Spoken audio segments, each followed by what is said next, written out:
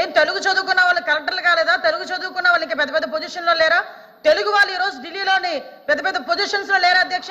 తెలుగు మీడియంలో చదువుకున్న వాళ్ళందరూ కూడా ఈరోజు మంచి మంచి పొజిషన్స్ లో ఉన్నారు. తెలుగు చదువుకుంటే సాఫ్ట్వేర్ ఉద్యోగాలు రావు అన్న పదాన్ని అతను ఇట్టుగా చేసుకోవాలి అధ్యక్ష. ఇక్కడ మనం కొంచెం ఓపెన్గా మాట్లాడుకోవాలి. తెలుగు భాష మీద మనందరికీ చాలా ప్రేమ ఉంది.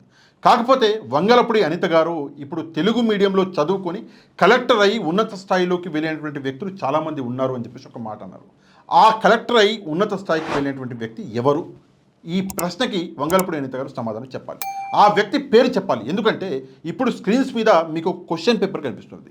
ఇది UPSC, union public service commission ఏదైతే ఉందో ఆ యూపీఎస్సి ఎగ్జామినేషన్కి సంబంధించిన 2025 అంటే ఈ సంవత్సరం యొక్క క్వశ్చన్ పేపర్. ఇది యూపీఎస్సి అఫీషియల్ వెబ్సైట్ నుంచి మనం డౌన్లోడ్ చేసినాం. ఈ క్వశ్చన్ పేపర్ అనేది ఇంగ్లీష్లో ఉన్నది. ఒక్కసారి మీరు ఈ క్వశ్చన్ పేపర్ని కొంచెం జాగ్రత్తగా చదివితే ఇది చాలా టఫ్ ఇంగ్లీష్. అంటే సాధారణంగా తెలుగు మీడియం నుంచి వచ్చిన వాళ్ళు ఈ ఇంగ్లీష్ని అర్థం చేసుకోవడం కొంచెం కష్టం. ఇంగ్లీష్ మీడియం నుంచి వచ్చిన వాళ్ళైతే చాలా ఈజీగా ఈ క్వశ్చన్ పేపర్ని అర్థం చేసుకొని ఈ క్వశ్చన్ పేపర్ని క్రాక్ చేసి ఐఏఎస్లు, ఐపీఎస్లు అంటే సివిల్ సర్వెంట్లు అవ్వగలరు. కానీ తెలుగు మీడియం నుంచి వచ్చిన వాళ్ళైతే చాలా కష్టపడాలి. చాలా కష్టం అవ్వడం ఆల్మోస్ట్ ఆల్ ఇంపాసిబుల్ అని కూడా చెప్పొచ్చు. ఇది కాకుండా ఈ విషయాన్ని పక్కన పెట్టేస్తే జేఈఈ అని చెప్పేసి ఎవరైతే ఇంజనీర్ అవ్వాలనుకుంటున్నారో జేఈఈ ఎగ్జామ్ రాస్తారు. అది కూడా ఆ క్వశ్చన్ పేపర్ కూడా ఇంగ్లీష్ అనే ఉంటుంది. అదే కాకుండా సైన్స్ విద్యార్థులు ఎవరైతే ఉన్నారో వాళ్ళు నీట్ అని చెప్పేసి ఎగ్జామ్ రాస్తారు. ఆ నీట్ క్వశ్చన్ పేపర్ కూడా ఇంగ్లీష్లోనే ఉంటుంది. సరే ఇదంతా వదిలేయండి. ఎంసెట్ అని చెప్పేసి మనం అందరం విన్నాం కదా.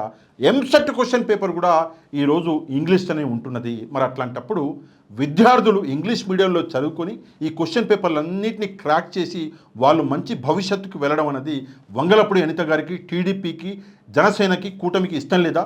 ఈ విషయం మీద తప్పకుండా వంగలపూడి అనిత గారు స్పందించాలి. సరే ఈ విషయాన్ని పక్కన పెట్టేస్తే ఒక చిన్న ప్రశ్న నేను అడగాలి. వంగలపూడి అనిత గారికి ఎంతమంది పిల్లలు? ఆ పిల్లలు ఏ స్కూల్లో చదువుకుంటున్నారు? వాళ్ళు తెలుగు మీడియంలో చదువుతున్నారా? వాళ్ళు ఇంగ్లీష్ మీడియంలో చదువుతున్నారా? వంగలపూడి అనిత గారు సమాధానం చెప్పాలి. తెలుగు అంటే ప్రేమ ఉంది మీకు? సరే నాకు చాలా ప్రేమ ఉంది, నాకంటే కొంచెం ఎక్కువ మీకు ఉంది కదా. మరి మీ పిల్లలు తెలుగు మీడియంలో చదివారా? ఒకసారి తప్పకుండా మీరు సమాధానం చెప్పాలి. చంద్రబాబు నాయుడు గారి కొడుకు నారా లోకేష్ గారు ఆయన తెలుగు మీడియంలో చదివారా లేదంటే ఆయన ఇంగ్లీష్ మీడియంలో చదివారా? నారా లోకేష్ గారు సమాధానం చెప్పాలి. చంద్రబాబు నాయుడు గారు సమాధానం చెప్పాలి. అంతెందుకండి, నారా లోకేష్ గారి కొడుకు ఆ అబ్బాయి పాపం ముద్దుగా ఉంటాడు చూడడానికి. నేను మొన్న చూసినాను, నాకు నిజంగా చూసి చాలా ఆనందం వేసింది. ఆ అబ్బాయి ఏ స్కూల్లో చదువుతున్నాడు? ఆయన తెలుగు మీడియంలో చదువుతున్నాడా ఇంగ్లీష్ మీడియంలో చదువుతున్నాడా? ఈ ప్రశ్న కూడా సమాధానం నారా లోకేష్ గారు చెప్పాలి. ఇక పవన్ కళ్యాణ్ గారి పిల్లలు ఏ స్కూల్లో చదివారు? ఇంగ్లీష్ మీడియంలో చదివారా తెలుగు మీడియంలో చదివారా? ఈ ప్రశ్నకి పవన్ కళ్యాణ్ గారు సమాధానం చెప్పాలి.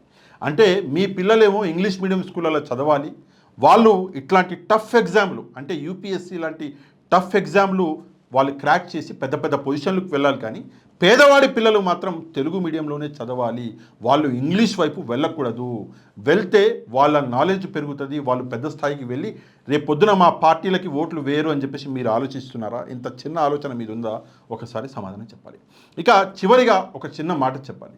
ఏంటంటే ఇంగ్లీష్ మీడియం స్కూళ్ళు పెట్టి విద్యా వ్యవస్థని వేరే మార్గంలో అంటే విద్యా వ్యవస్థని ఇంగ్లీష్ మీడియం మార్గంలో ఇక్కడ జగన్మోహన్ రెడ్డి గారు తీసుకెళ్ళిండు.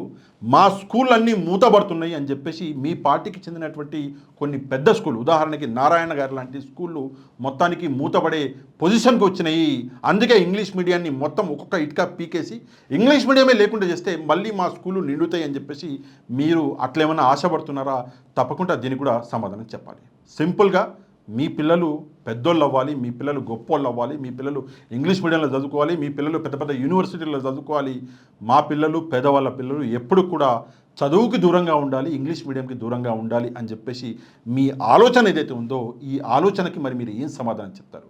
ఈరోజు కేవలం అసెంబ్లీలో నిలబడి లేని ప్రేమ ఉన్నట్టు తెలుగు భాష మీద మీరు ఏదైతే చూపిస్తున్నారో, ప్రజల్ని రెచ్చగొట్టడానికి మీరు ప్రయత్నాలు ఏదైతే చేస్తున్నారో, ప్రజలకి చాలా బాగా తెలుసు విద్యా వ్యవస్థని మార్చింది ఎవరు అన్నది. నేను ఎప్పుడు నా జీవితంలో కలలో కూడా అనుకోలేదు. కేరళ ఎడ్యుకేషన్ అవైలబిలిటీలో కేరళని మించిపోయింది ఆంధ్రప్రదేశ్ అని చెప్పేసి నేషనల్ మీడియాలో వస్తుంటే నేను చాలా ఆనందపడ్డా. కేవలము 5 సంవత్సరాలలో జగన్మోహన్ రెడ్డి ఇది సాధించాడు. కేవలము 9 నెలల్లో మీరు జగన్మోహన్ రెడ్డి పడ్డ 5 సంవత్సరాల కష్టాన్ని నీరుగార్చేసారు. దీని గురించి మీరేం సమాధానం చెప్తారో వంగలపూడి అనిత గారు, పవన్ కళ్యాణ్ గారు, చంద్రబాబు నాయుడు గారు, లోకేష్ గారు సమాధానం చెప్పాలి. వాళ్ళతో పాటు మీరు కూడా తప్పకుండా కమెంట్ చేయడం మాత్రం మర్చిపోవద్దు.